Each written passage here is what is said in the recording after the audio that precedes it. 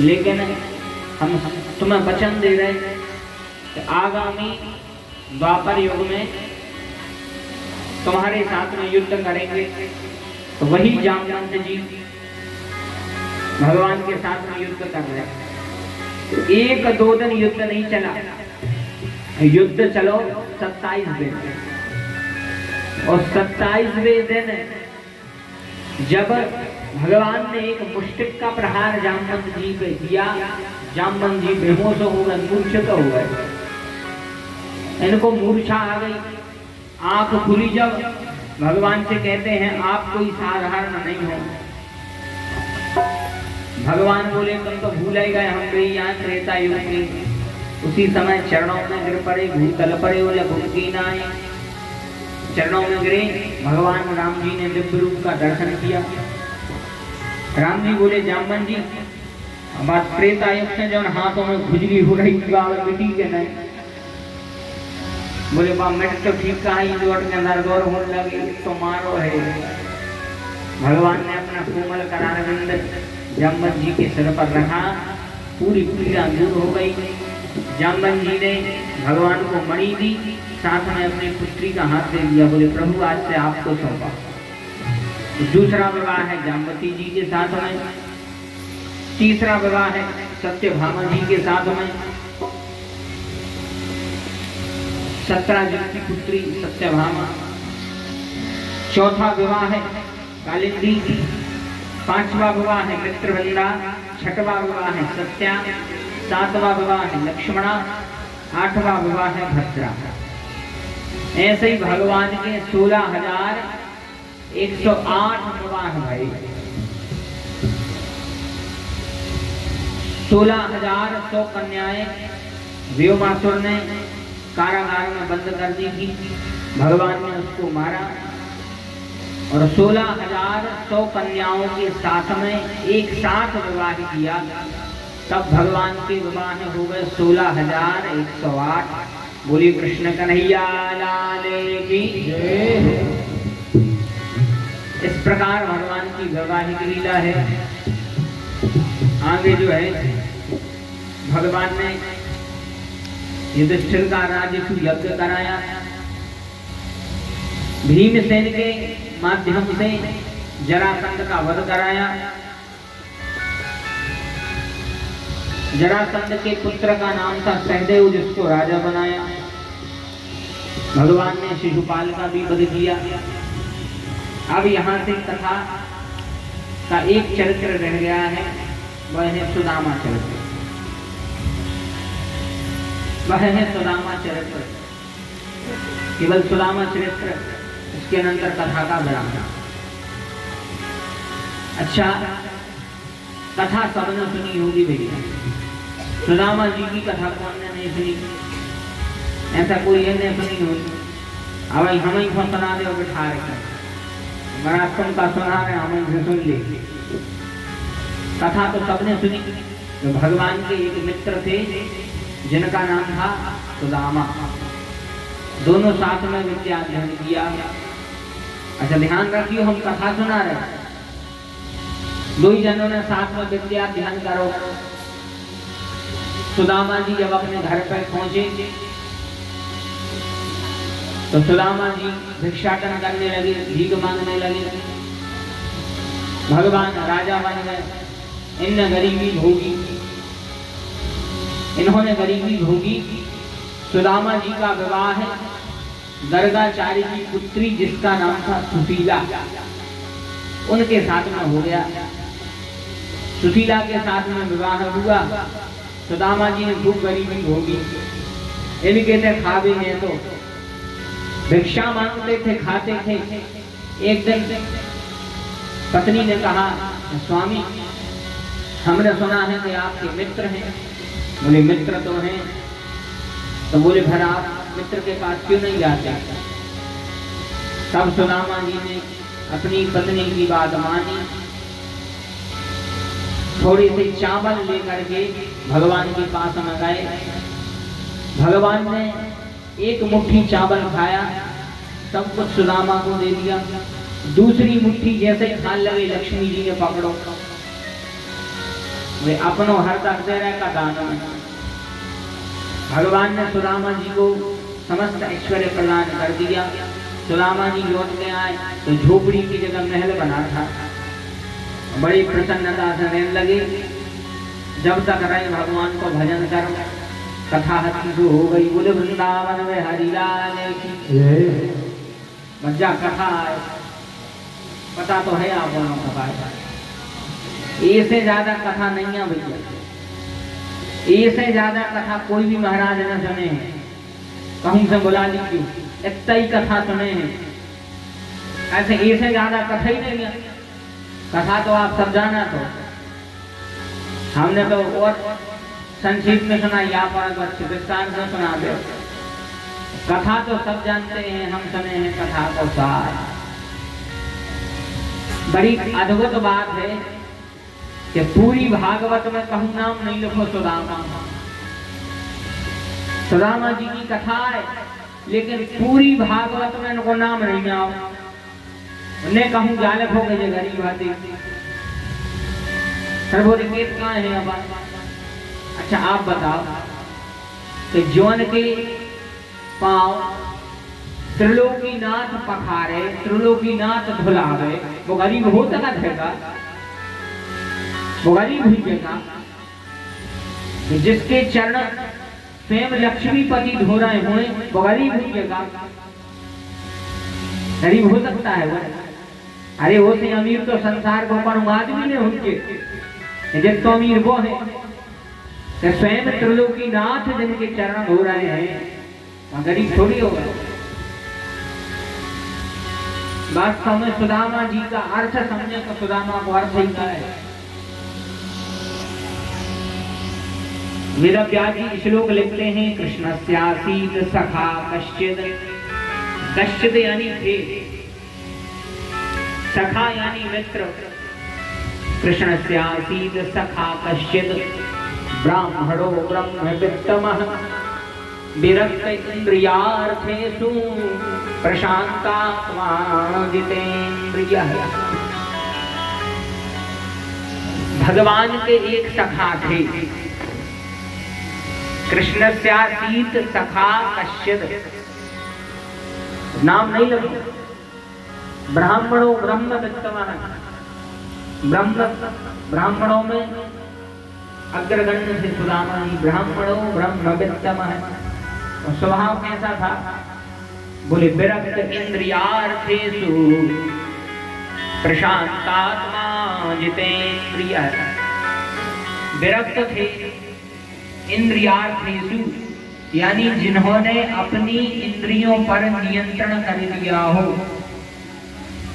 उसको कहते हैं इंद्रियार्थेषु। जिन्होंने अपनी इंद्रियों पर नियंत्रण कर लिया हो। इंद्रियां 5 प्रकार की, कर्मेंद्रियां 5 प्रकार की ज्ञानेंद्रियां। आंख, कान, नाक, जीभ, त्वचा, ये 5 प्रकार की इंद्रियां।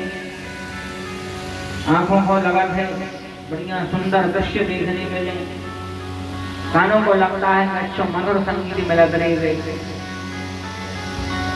जीभ को लगता है कि अच्छे स्वादिष्ट भोजन में लग रहे, हाथों को लगता है कि कोमल स्पर्श मिलता रहे। यही तो इंद्रियां हैं। सुदामा जी ने इन्हीं इंद्रियों को वश में कर लिया था, इसलिए विरक्त इंद्रियार्थेषु प्रशांतात्मा जितेन्द्रियः। उन्हीं सुदामा जी विरक्त हैं, इंद्रियार्थेषु हैं और प्रशांत आत्मा है। प्रशांत आत्मा यानी बोले जो बड़े से बड़ी विपत्ति में, बड़े से बड़े संकट में अशांत न हुए, कोई को नाम है प्रशांत आत्मा।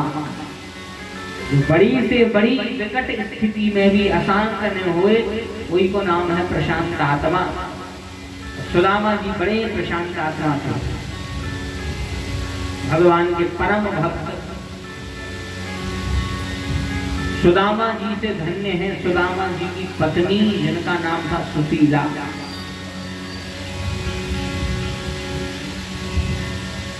सुदामा जी तो परम वैष्णव थे ही। अच्छा, सुदामा को अर्थ क्या है? सुदामा का अर्थ है सु यानी सुंदर, दाम यानी इंद्रियां, यानी जिनकी इंद्रियां सुंदर हो उनका नाम है सुदामा। जिनकी इंद्रियां सुंदर हो, इंद्रियां 5 प्रकार की, कर्मेंद्रियां 5 प्रकार की, ज्ञानेंद्रियां, यही भर अपने बस में नहीं हो गए। और जिसने इंद्रियों को वश में कर लिया फिर उन्हें संसार को अपने वश में कर लिया।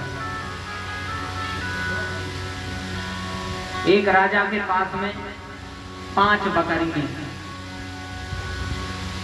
राजा के पास में 5 बकरियां।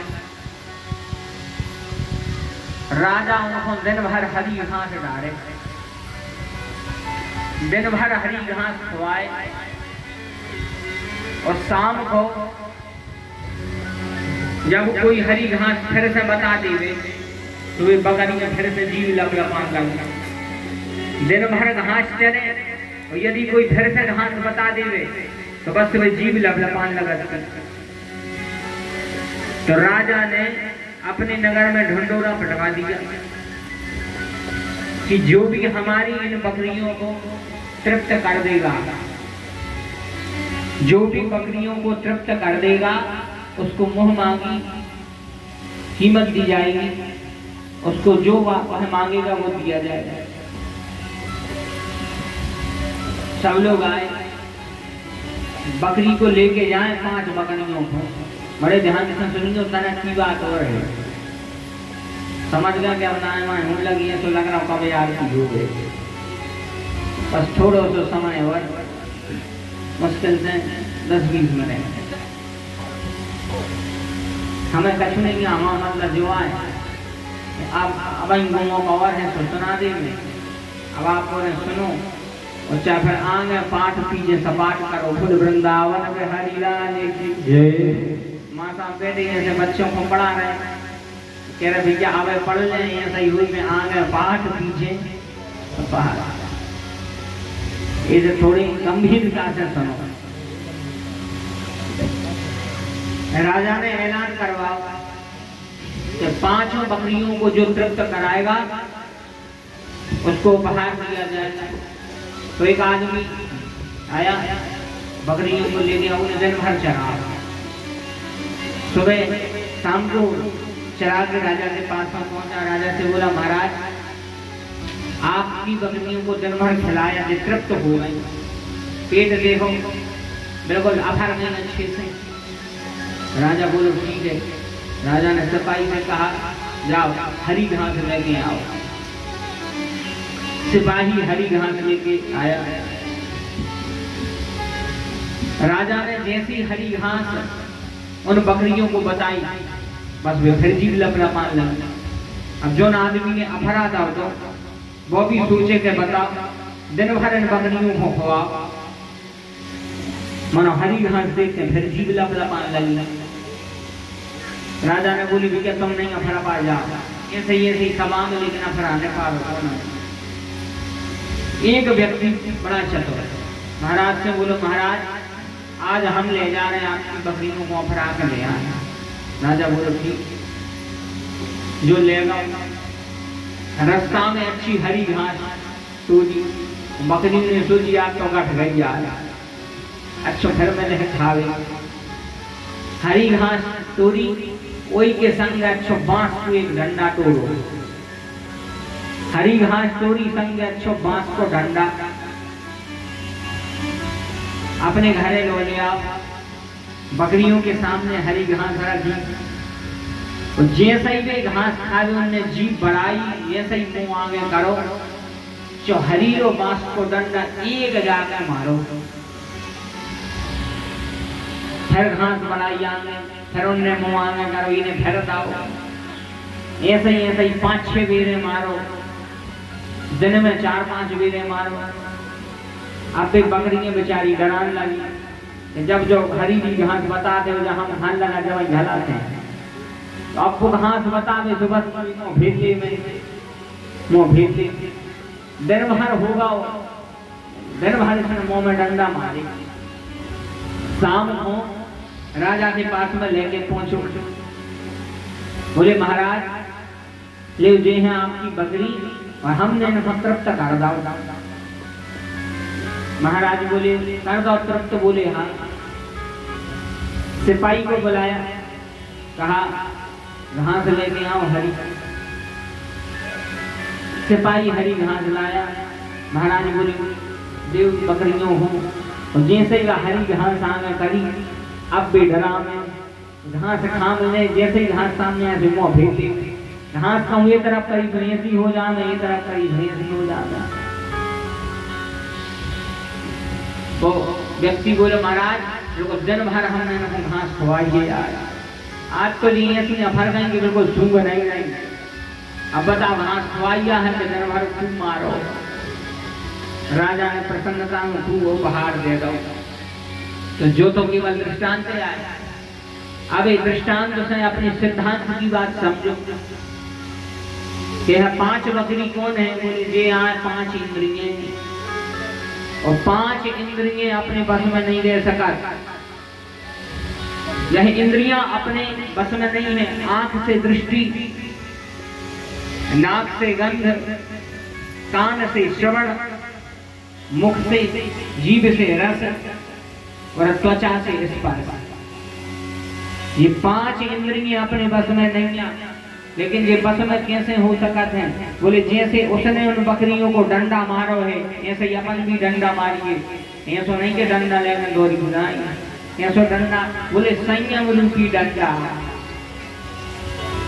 संयम रूपी डंडा यदि इंद्रियों को मारे तो जो विषय रूपी इंद्रिय विषय की ओर दौड़ना बंद कर देंगे।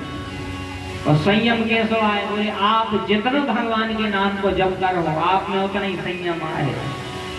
इसलिए देखे ना इंद्रियों के न घोड़े बढ़े, इनमें हरदम ही संयम है के कोढ़े पढ़े। अपने रथ को सुमार्ग फैलाते चलो, कृष्ण गोविंद गोपाल गाते चलो। देखना इंद्रियों के घोड़े पर नहीं भाग पाए। और सुदामा का अर्थ है जिसकी इंद्रियां सुंदर हो वही सुदामा है। धन्य है सुदामा जी का चरित्र।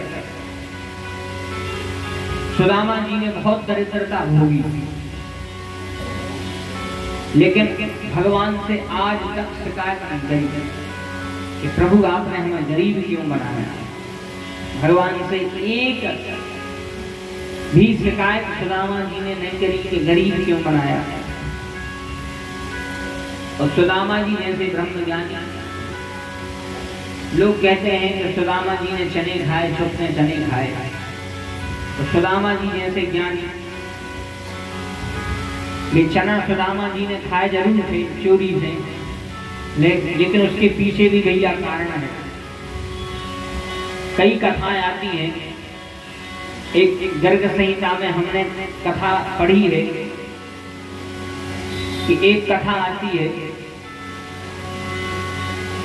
कि सुदामा जी ने जो चने खाए थे, गुरु माता ने जो वे चना दाए थे, वे साधारण चना नहीं थे।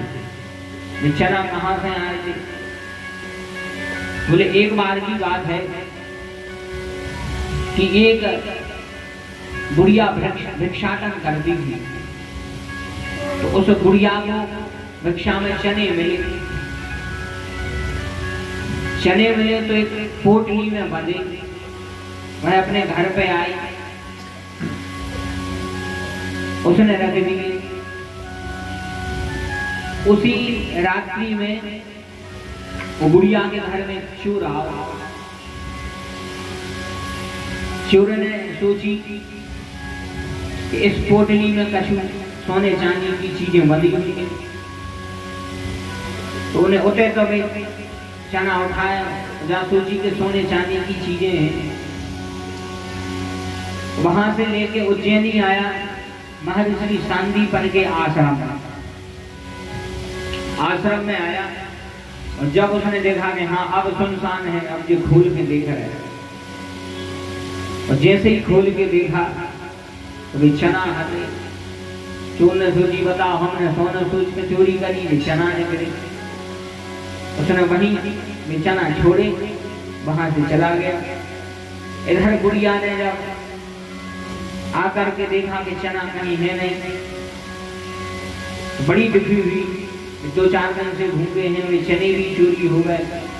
बुढ़िया को बड़ा क्रोध आया उस वृद्धा को, और उसने श्राप दिया उन जनों को कि जिसने चने चोरी किए हैं, जो इन चनों को खाएगा, जो जन्म जन्मांतर का वह दरिद्र का भोगेगा, वह जन्म जन्मांतर की दरिद्रता को भोगेगा जो यह चने खाएगा। वही चने गुरु माँ ने देख लिए। तो वही समय पर भगवान कृष्ण और सुदामा लकड़ी लेने के लिए, समिधाएं लेने के लिए जा रहे थे वन में। तो गुरु माँ ने चने दिए। सुदामा से कहा, बेटा यह चने खा लेना, दोनों मिल बांट।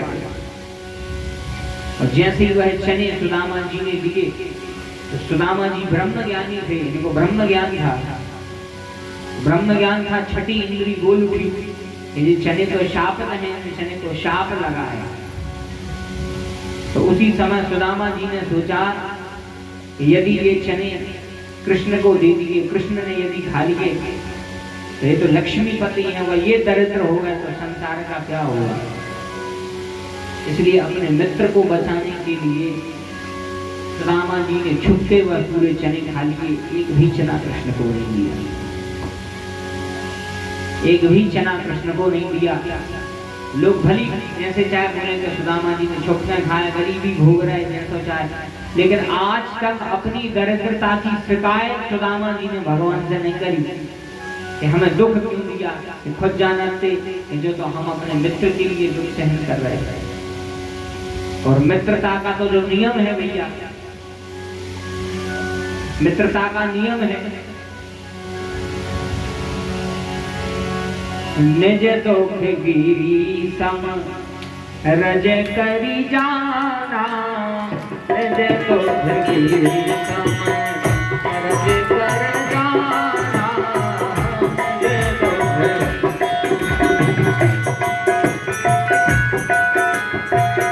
निज दुख गिरी सम रज करी जाना, निज दुख गिरी सम रज करी जाना, मित्र दुख रज मेरु समाना, मित्र दुख रज मेरु समाना, जो ना मित्र दुख हो भारे, नहीं मिलो रत पातक भारी, नहीं मिलो रत पातक भारी, नहीं मिलो रत पातक।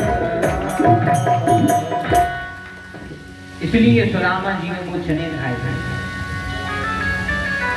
सुदामा जी ने इतनी गरीबी भोगी, लेकिन सुदामा जी से अधिक धन्य है सुदामा की पत्नी, जिनका नाम था सुशीला। धन्य है सुशीला, धन्य है। सुदामा जी का विवाह सुशीला के साथ में हुआ। सुशीला जो है गर्गाचार्य की पुत्री थी, बड़ी विद्वान सुशीला। और गर्गाचार्य जी उस समय के सबसे प्रकांड विद्वान। तो गर्गाचार्य जी ने एक शर्त रखी थी कि जो हमें शास्त्रार्थ में हरा देगा, तो उसके साथ में हम अपनी बेटी का विवाह कर देंगे। सुदामा जी को पता चला, सुदामा जी आए, सुदामा जी ज्ञानी थे, शास्त्रार्थ में हरा दिया। विवाह का समय आया, सुदामा जी ने कहा गर्गाचार्य जी से कि महाराज, हमने हरण जरूर दिया है, लेकिन हमारा विवाह आपकी पुत्री के साथ मत करवाओ। कहा क्यों? बोले हम तो दरिद्र हैं ही, और हम नहीं चाहते कि हमारे कारण तुम्हारी पुत्री भी दुख उठाए। हम नहीं चाहते हमारे कारण पुत्री जी को खाए, लेकिन धन्य है वह बेटी। वह पिताजी से बोली, पिताजी आपने यदि शर्त रखी थी कि शास्त्रार्थ में यदि आप हार जाओ तो उसके साथ विवाह होगा, तो मैं विवाह करने तैयार हूं। धन्य है सुशीला विवाह करने तैयार हो गई। गर्गाचार्य जी ने कहा, बेटी तुम चिंता मत करो, तुम्हें हम दहेज में इतना धन देंगे, इतना धन देंगे कि तुम्हें जीवन भर धन अर्जन करने की चिंता नहीं रहेगी, इतना धन देंगे। जैसे ही धन देने लगे सुदामा जी ने स्पष्ट मना कर दिया, महाराज हमें 1 रुपया नहीं चाहिए, अपने पास जो है सब भगवान की कृपा से है, 1 रुपया भी नहीं चाहिए। धन्य है सुदामा जी, इतना विशाल चरित्र है श्री सुदामा जी। समय उतना है नहीं, वरना विस्तार से आपको कथा सुनाते की सुदामा जी। तो संक्षेप में जितना समय हमारा आपको मिला, सुदामा जी का चरित्र हम आप श्रवण कर रहे हैं। सुदामा जी ने एक भी शिकायत नहीं की। पहले तो अकेले दोनों प्राणी भजन करते, और अब जब सुदामा जी के यहाँ संतान हो गई तो वह भोजन मांगा। तब सुशीला के कहने पर चावल लेकर के गए, चावल लेकर के गए भगवान के पास में। और जैसे ही पहुंचे तो द्वारिका का ऐश्वर्य देखा। सुदामा जी सोचने लगे कि धन्य है हमारा मित्र, और धन्य है हम उसके मित्र। ऐश्वर्य देख के द्वारपाल से कहा, जाओ भैया तुम्हारे राजा से कह दो कि उनके मित्र आए हैं। द्वारपाल बोले, कैसे मित्र? तुम कहाँ के मित्र हो? मित्रता तो होती है मित्र की नरेश से, तुम कैसे मित्र हो? बोले, जाओ कह देना कि सुदामा आए हैं। और जैसे ही उसे द्वारपाल ने कहा, इसी से पगान धगा तन पे प्रभु जाने को आही बसे कहीं ग्रामा। धोती फटी सी लटी दुपटी पग पाए उपान है को नहीं नाम। द्वार खड़ो द्विज दुर्बल एक रहो चकुसो वसुधाय अभिरामा। पूछत दीन दयाल को धाम बता बतया कौनो नाम सुदाम। उसी समय कन्हैया आए, अपने मित्र को हृदय से लगा लिया। ऐसे बेहाल विवाएं शोकक कंटक जाल लगे सुनी जोए। हाय महान दुख पाए सखा तुम आए तैन तैन होए। देख सुदामा की दीन दशा करुणा करके करणानिधि रोए। पानी परात को हाथ छुओ ने नैनन के जल सौ पग धोए। उसी समय सुदामा जी के अश्रुधारा से पग धोए। सुदामा जी का भव्य स्वागत सत्कार किया। सुदामा जी ने रात्रि विश्राम किया। प्रातः काल भगवान ने अपना महल घुमाया। अच्छा, भगवान कहने लगे, मित्र एक बात बताओ, तो विवाह हो गया कि नहीं? सुदामा जी बोले, कन्हैया अब पूछ रहे हैं तो मुंह में एक दांत नहीं बचो। अब पूछ रहे हैं तो मुंह में एक ही दांत नहीं बचो। कन्हैया बोले, अगर नहीं बाबू तो देखते घर को तो कर दिया। सुदामा जी बोले, कन्हैया विवाह तो हो गया। बोले, फिर अगर विवाह हो गया है तो भाभी ने कछु भेंट भी रखी हुई है। आप जो चावल ले गए थे उतने बड़े ऐश्वर्य में कहाँ चावल बताए, कछु भेंट रखी हुई है। सुदामा जी कहते बाको धरी कहाँ भेंट जाको भरे नाए पेट है दरिद्र की चपेट बाको संग लायो आज। बोले, वो तो कहाँ भेंट रखी है जो उनको पेट भरत नहीं है, तुम कह रहे भेंट रखी है। भगवान तो सर्वज्ञ है, सब जानते हैं। भगवान समझ गया कि तुम छुपा तो रहे हो। उसी समय भगवान ने कहा, मित्र बहुत दिनों में आए हो, एक काम कर रहे हैं, थक के आए हो, हम चरण दबा दे रहे हैं। भगवान ने सुदामा जी को लिटाया, भगवान शरण दबाने। सुदामा जी बोले कन्हैया हमारे पाँव नहीं दुख रहे। बोले नहीं नहीं वो तो दबाने पर। भगवान पाँव दबाने लगे, धीरे धीरे पाँव दबाते हैं, भगवान अब हाथ दबाने लगे। जैसे ही हाथ दबाए सुदामा जी उठ के बैठ गए। सुदामा जी ने कहा कन्हैया हम मना कर रहे कि हाथ नहीं दुख रहा, केवल पाँव दुख रहे थे। अब कन्हैया बोले कि मित्र हाथ दबाए गए हैं तो दबा देंगे, तो एक दबा दो। अब जैसे ही दूसरो दबाने लगी, जो में पूतली छुपाए थे, फिर उठ के बैठ गए। सुदामा जी बोले हम बार बार मना कर क्या जबरदस्ती कर रहे। कन्हैया बोले मित्र हमने सोची कि एक दवाई का दूसरों काय को छोड़े न, एक पाँव दबा के हाथ दबा के छोड़ो नहीं जा, दो ही दबाने पर अपना कुत्ता काटा थे। वैसे भी मोगल पर में हम कुत्ता को आतंक भी चल रहा हो, आतंक भी चल रहा हो। इसे यहाँ पर अगर छोड़ी हुई नहीं, अगर सेवा करो तो पूरी करी। सुदामा जी ने कहा कन्हैया अच्छा हाथ दबे हो? बोले हाँ। तो बोले हाँ देवी ने घुटी तक दबाई, वैसे नहीं दबाई। कन्हैया बोले बिल्कुल। भगवान ने हाथ दबाया, जैसे भगवान ने एक झटका दिया, वह पोटली नीचे बिखर गई। भगवान पोटली लिए हैं, भगवान आंखों में आंसू आ गए। कहा मित्र ऐसी दिव्य भेंट लाए हो, कहते हो भेंट नहीं लाए, धन्य है तुम्हारी भेंट। उसी समय भगवान ने कहा नन्वे तदुपनीतं मे परम प्रीडनं सखे तरपयन्तं मा विश्वमेते प्रकृतांडुलः। बोले ऐसे तंदुल लाए हो, तंदुल कहते हैं चावल को। बोले ऐसे तंदुल लाए हो, इससे सारा विश्व तृप्त हो जाएगा, धन्य है भगवान। इति मुष्टिम सकृतभुजा द्वितीयाम जगजुमाददे और तावत्सी जग्रे हस्ते तत्परा परमेष्ठिना। जैसे भगवान ने एक मुट्ठी खाई, सब कुछ सुदामा को दे दिया, जैसे दूसरी मुट्ठी खाने लगे तावत्सी जग्रे हस्ते। वही समय पर रुक्मणी जी ने आके हाथ पकड़ो। कन्हैया बोले देवी रुकाया कर रहे हैं। बोली प्रभु हाथ पकड़ रहे।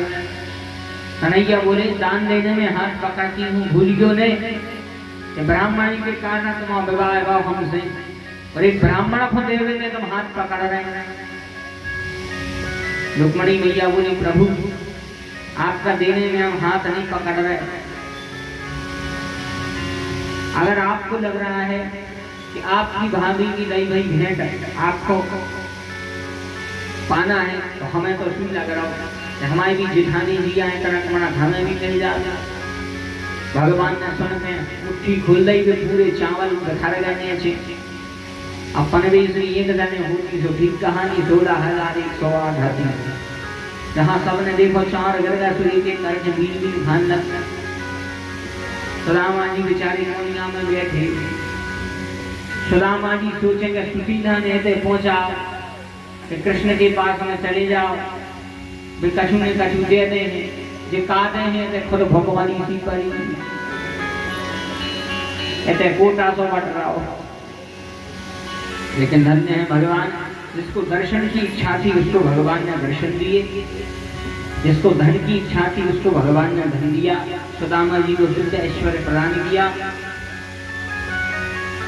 जब तक सुदामा जी रहे भगवान की भक्ति करी, भगवान का भजन किया और भगवान के धाम में ही जाते हैं। बोले कृष्ण कन्हैया लाल की। यहाँ से कथा आगे बढ़ती है। यदुवंशियों को श्राप लगा, धीरे धीरे धीरे करके भगवान को वंश बढ़ने लगा था। तो भगवान ने अपनी आंखों के सामने अपने वंश का नाश कराया, अपनी आंखों के सामने वंश का नाश कराया। सर्वप्रथम भगवान ने बलराम जी को स्वधाम गमन कराया। इसके अनंतर भगवान स्वयं अपने धाम को जाते हैं। लेकिन भगवान के जावे में अपने जावे में फर्क है। हम शरीर लेकर के आते हैं, शरीर इतना ही छोड़ के जाते हैं, लेकिन भगवान आते हैं शरीर को लेके, और जब जे हैं तो संग शरीर को ले जाए, अपन नहीं ले जाता है। भगवान ने दो चीजें बहुत सोच समझ के करी है। एक तो भगवान ने गेहूं में घुल लगा दा, गेहूं में घुल लगा दा, और दूसरे मुर्दा में भगवान ने गंध भर गई, बाप भर गई। यदि गेहूं में घुलने लगा तो बड़े बड़े आदमी जमीन में गड्ढा खोद के धर लेते, इतना स्टाक कर लेते, गड्ढा खोद के धरते। लेकिन भगवान भी धन्य हैं, गेहूं में घुल लगा दो कि तुम कितने धर ले, अगर ज्यादा धरे रहे हो तो खराब हो जाए। मुर्दा में बात भर गई। अगर मुर्दे में बात नहीं आती तो आदमी कच्छु न करते, छत पर सुबह में ढल लेते, सुशेल पर बटान देते, केवे हो जाती है ऐसे आज पराजी बाबा आए तो जी आए जी है। लेकिन धन्य है भगवान, ऐसी व्यवस्था करी, मुर्दा में गंध भर गई, गेहूं में घुल भर गया। तो हम अपने शरीर को लेके तो आते, लेकिन जब जाते हैं तो शरीर छूट जाता है, केवल आत्मा जाती है।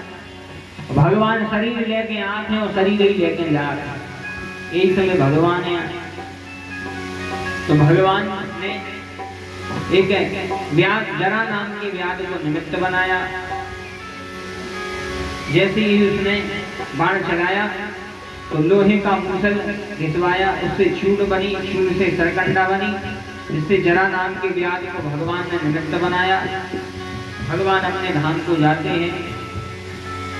उद्धव जी ने भगवान से पूछा, प्रभु आप तो चले, भक्तों को कौन के भरोसे छोड़ के जा रहे हैं?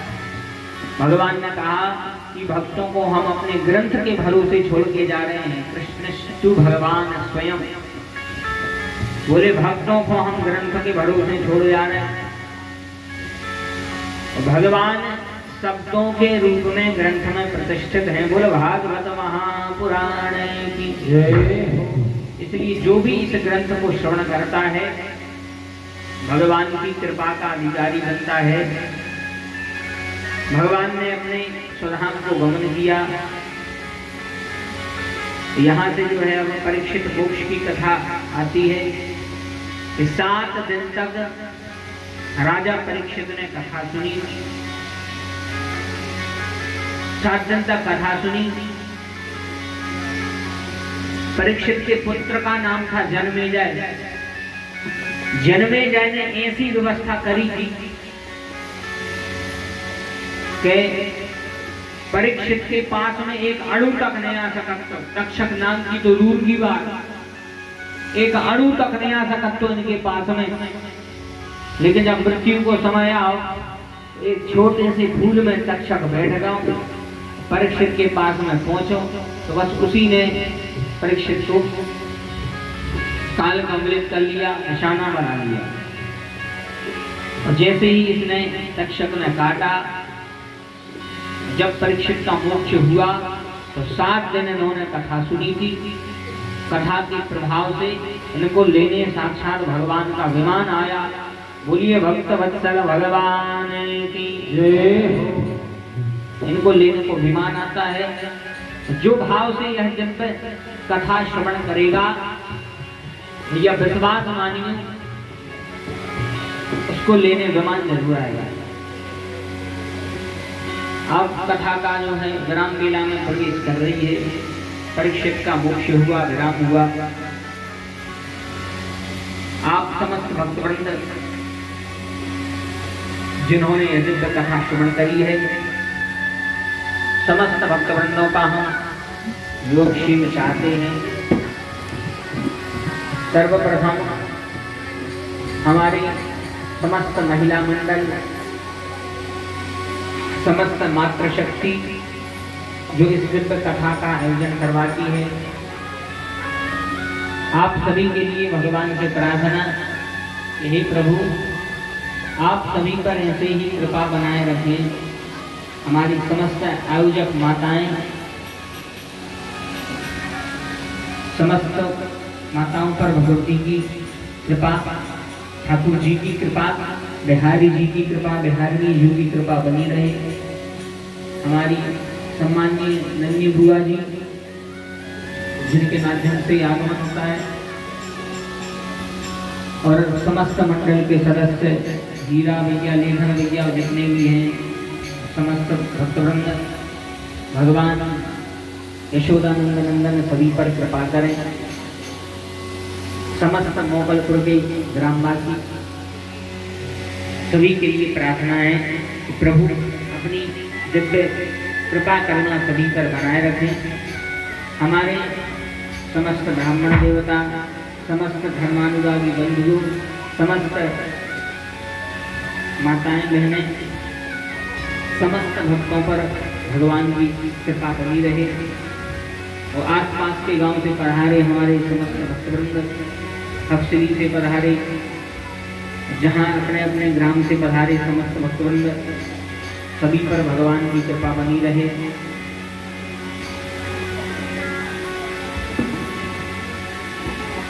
जो भगवान की दिव्य कथा श्रवण करता है,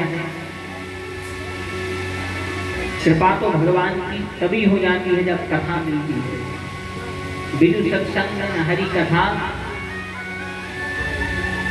तेहि में मोह न भाव। जब तक भगवान की कथा न मिले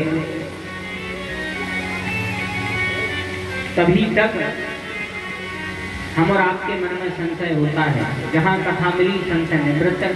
आप समस्त भक्तवृंद कथा श्रवण करने आए, समस्त हमारे श्रद्धालु, समस्त क्षेत्रवासी, तफसीली से भी हमारे भक्तवृंद पधारे, सभी के लिए भगवान से प्रार्थना है।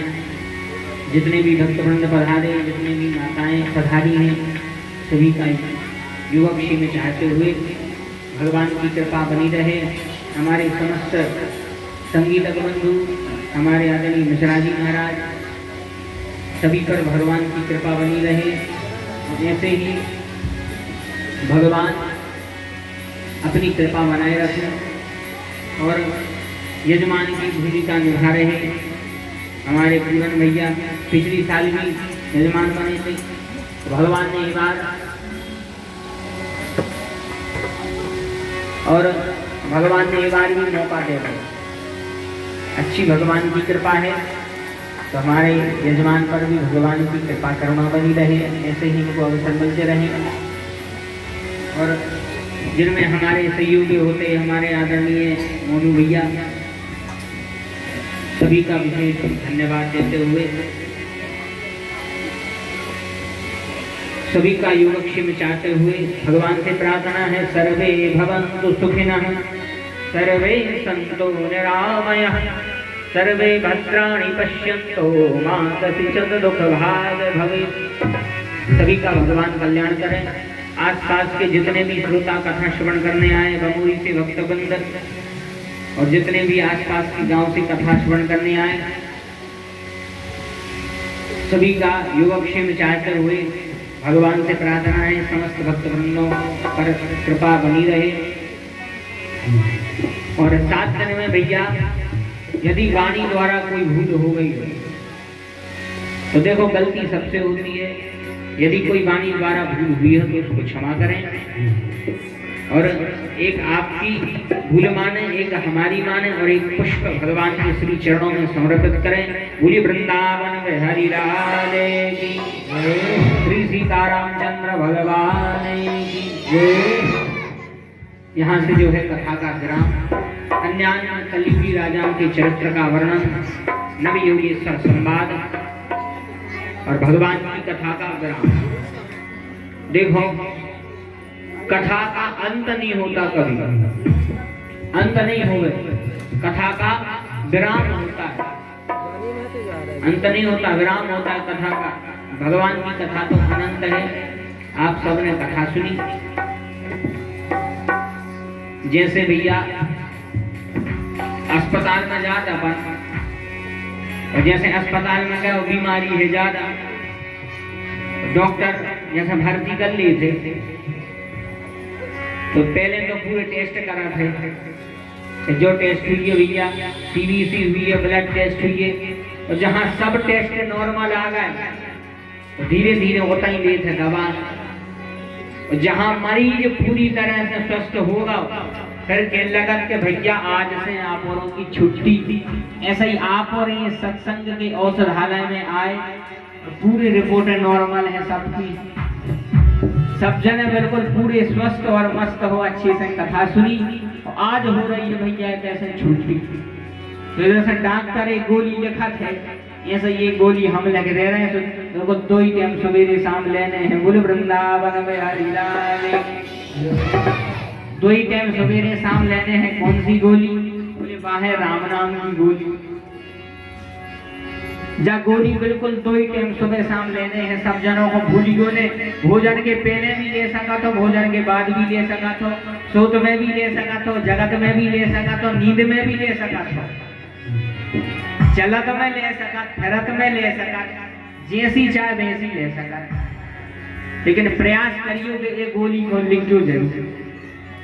सब जनों की अच्छी भैया रिपोर्टें हैं, सब जने बढ़िया स्वस्थ हैं। प्रयास यही करें कि हम और आपने कथा श्रवण करी है तो कथा में से कुछ ऐसी बात लेकर के जाएं कि जो हम अपने जीवन में उतारें। ना कथा सुन तो बहुत समय होगा महाराज, कहाँ गए थे, कहूँ नहीं गा ले आए, ये सुनी क्यों? आप श्रवण करने आए हो, कुछ ना कुछ लेकर के जाओ, कोई ना कोई ऐसी बात सीख के जाओ कि जो आपको जीवन पर्यंत तक काम में आवे। इसलिए भैया कथा को सूत्र जोइया है, पूरे 7 ही दिन की कथा को सार जोइया है, हरेर नाम हरेर नाम हरेर नाम केवलम कलऊ नास्तेव नास्तेव नास्तेव गतिरन्यथा। इसलिए भैया जितना हो सके भगवान का भजन करें, और कथा को सूत्र जोई है कि जीवन में भजन नहीं बढ़ाने, जीवन में का बढ़ाने, भजन बढ़ाना है। इसलिए जितना भी हो सके समस्त भक्तवृंद भगवान का भजन करें। इसी के साथ में भैया हम अपनी वाणी को विराम देते हैं। समस्त भक्तों का, समस्त मंडलियों के सदस्य का, यजमान का, आप समस्त ग्रामवासी का, आसपास जितने श्रद्धालु पधारे आसपास के गांव से, सभी का योगक्षेम चाहते हुए आज हम वाणी को विराम देने जा रहे हैं। दोबारा समस्त भक्तवृंद भगवत नाम संकीर्तन करें। आरती प्रसाद के पश्चात घर को गमन। बोले वृंदावन बिहारी लाल की जय। नटवर नागर नंदा भजो रे मन गोविंदा, नटवर नागर नंदा भजो रे मन गोविंदा। तू ही नटवर तू ही नागर, तू ही नटवर तू ही नागर, तू ही गोविंदा भजो रे मन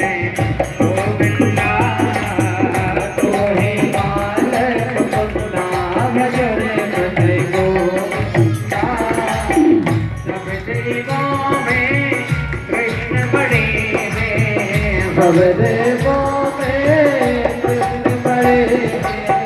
सब देवों में कृष्ण बड़े हैं, सब देवों में कृष्ण बड़े हैं। जो तारो है चंदा भजो रे मन गोविंदा, जो तारो है चंदा भजो रे मन गोविंदा। सब सखियों सब सखियों में राधा बड़ी है,